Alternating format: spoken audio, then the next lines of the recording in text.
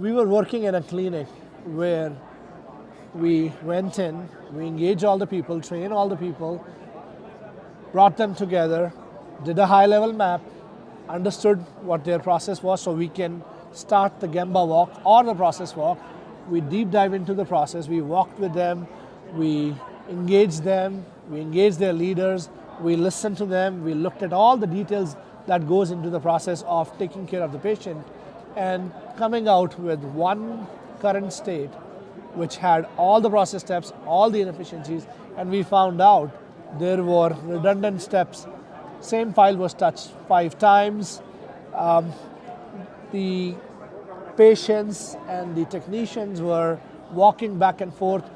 Even on work of the technician, there were so many redundant steps in there which was waste. Their equipment was not working. We got them together.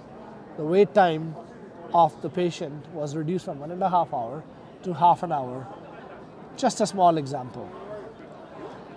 Talking about a collision shop, same approach. We go in, we engage the people, we understand what the purpose is, we train them, we map the process at a high level, we understand what the big level pains are, and then we walk the Gemba or the process with them, and we found out when the car was coming in, they was not taking it properly. They were not writing down all the parts that are needed to complete the repairs. And after the fact, they were all running around missing parts or ordering the parts, which is too late in the process.